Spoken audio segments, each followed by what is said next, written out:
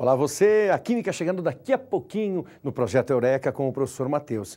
E a pergunta é muito simples, o que os carboidratos têm a ver com a química? Tem mais a ver com a biologia ou tem mais a ver com a nutrição? Não. Tire isso de lado, preocupe-se com o estudo da química daqui a pouquinho, mas vale aí uma dica interessante. Comer uma massa caprichosa é de bom tom. Isso melhora o raciocínio, faz com que você fique mais agitado em certos aspectos, mas não exagere. Comer essa massa antes de dormir e depois ter aula já no dia seguinte, isso pode gerar um peso, uma insônia e uma encrenca para o dia subsequente. Boa química, boa aula, Matheus.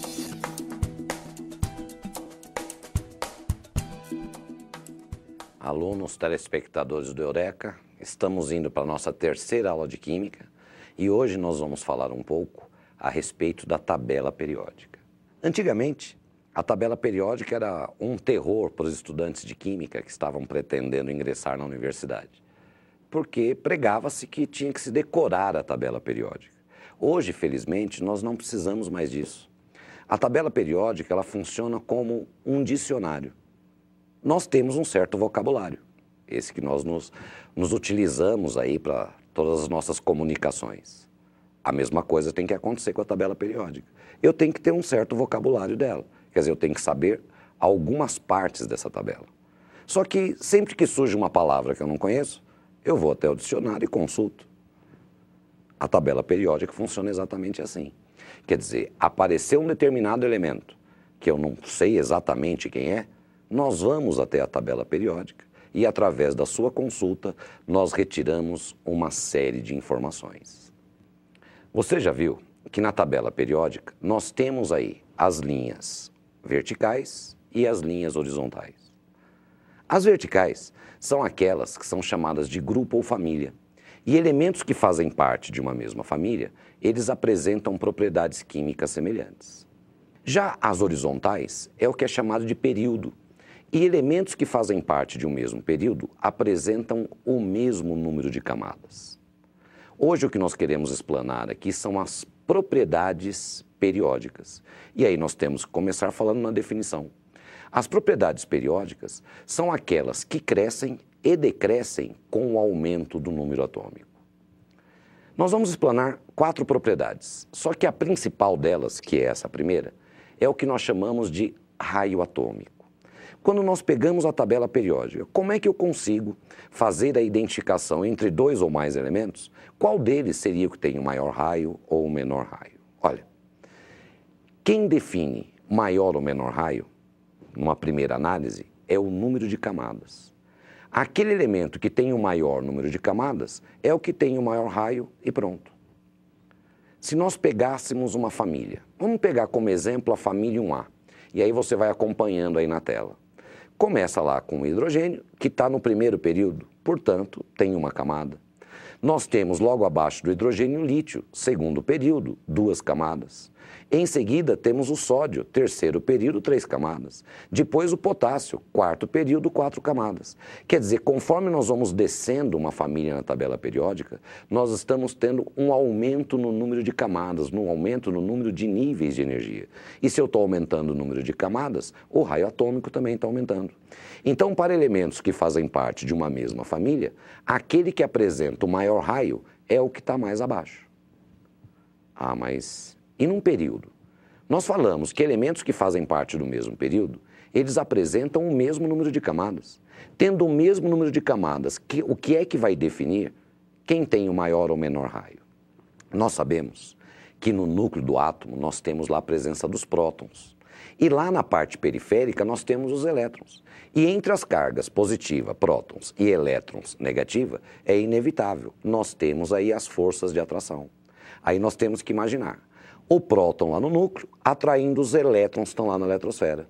Quanto maior for essa força de atração, mais próximo do núcleo esses elétrons vão chegar, o que me garante um raio menor. Nós vamos pegar como exemplo o segundo período da tabela periódica que eu queria que você acompanhasse aí na tela. O primeiro que aparece é o lítio. O lítio ele tem número atômico 3, quer dizer, ele tem 3 prótons no seu núcleo. O que vem ao lado do lítio, nós temos aí o berílio, tem 4 prótons no seu núcleo. Lá do outro lado da tabela aparece o boro nesse mesmo período, que tem número atômico 5, quer dizer, 5 prótons no seu núcleo. Olha só o que está acontecendo. Conforme nós vamos caminhando num período da esquerda para a direita, está aumentando o número de prótons, quer dizer, está aumentando a quantidade de cargas positivas. Para átomos que apresentam o mesmo número de camadas, lembra? Quanto maior for a quantidade de cargas positivas, mais os elétrons vão ser atraídos por esses prótons, garantindo um raio menor. Então, conforme nós vamos caminhando na tabela da esquerda para a direita, vai aumentando essa força de atração e, como consequência, nós temos uma diminuição no raio. A conclusão que nós temos que tirar. Na tabela periódica, numa família, o elemento de maior raio é aquele que está mais abaixo porque tem o maior número de camadas. Dentro de um período, o de maior raio é o que está mais à esquerda, que é aquele que apresenta a menor quantidade de prótons.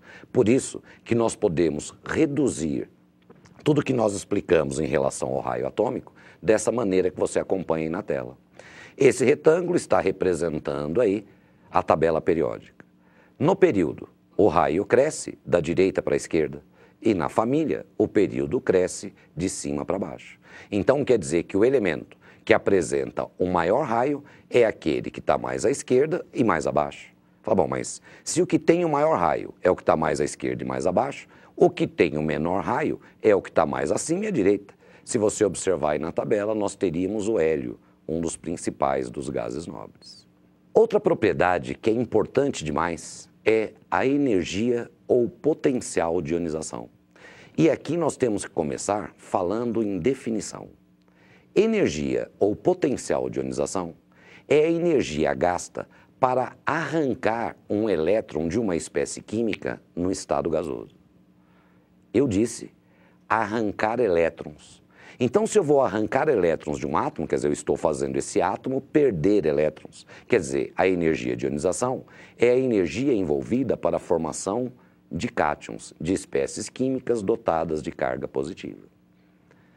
Eu queria que você acompanhasse agora na tela para a gente fazer esse raciocínio. Nós temos aí esses dois átomos.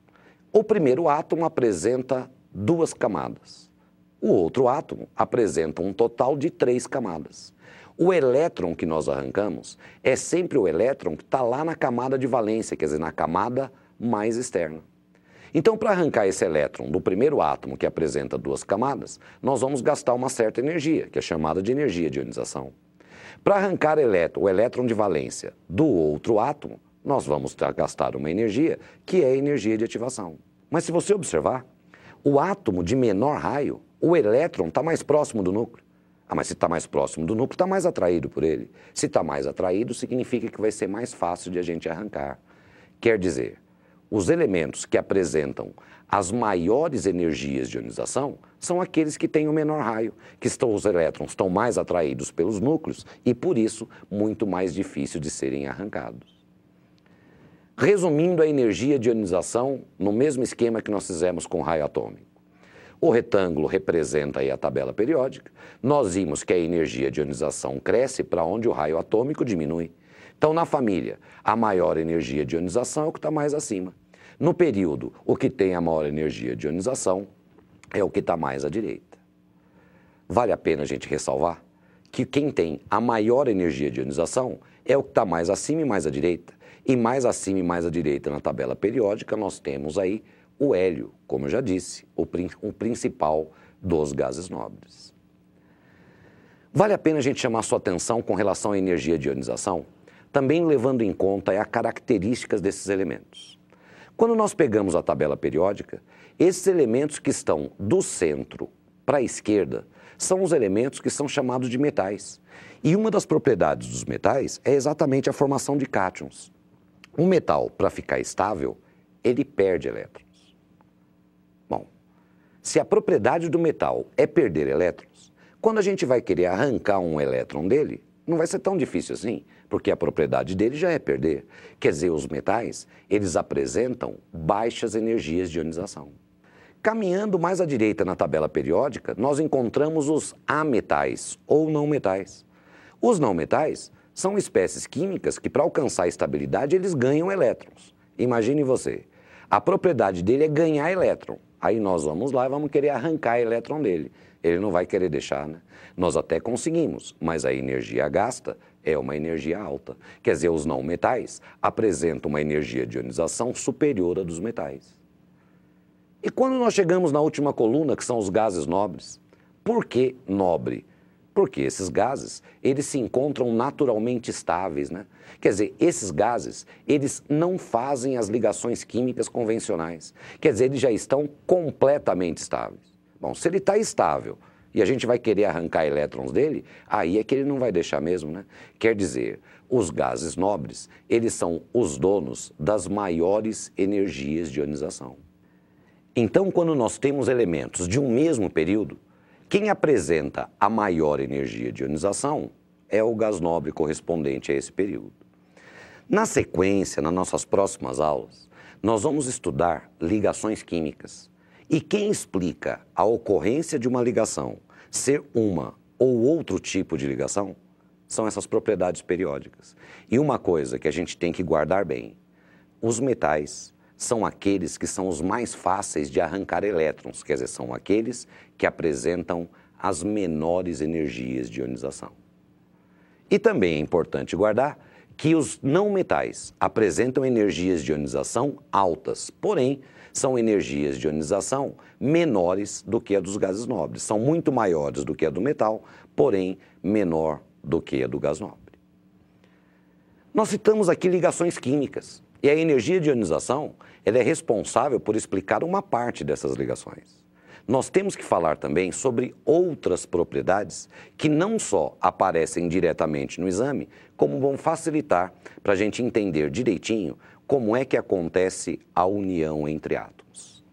Só que essas outras duas propriedades, aguardem o próximo bloco.